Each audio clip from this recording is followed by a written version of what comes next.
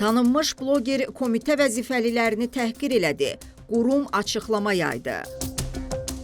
Xanım bloger Instagram şəbəkəsindəki səhifəsində hava limanında xidmət aparan gömrük əməkdaşlarının onun anasına qarşı kobud davrandıqlarını, qeyri-qanuni hərəkətlərə yol verdiklərini iddia edərək gömrük orqanının və onun vəzifəli şəxslərinin ünvanına təhqir, şəxsiyyəti alçaldan, böhtan xarakterli məlumatlar yayımlayıb. İddiaların əsassız və həqiqətə uyğun olmadığı müəyyənləşdirilib. Yoxlama zamanı bloger xanımın anası və onunla birlikdə gömrük zonasına daxil olan eyni reisin 2 xanım sərnişininin çamadanlarında şəxsi istifadədən artıq sayda malların mövcudluğu müəyyən edilib, vətəndaşlara həmin malların gömrük rəsmiləşdirilməsinə cəlb olunacağı bildirilib və bu məqsədlə gömrük nəzarətində saxlanılıb. Bununla razılaşmayan vətəndaşlar gömrük əməkdaşları ilə yüksək səs tonunda danışaraq onların qanuni fəaliyyətini yerinə yetirməsinə mane olmağa cəhd göstəriblər.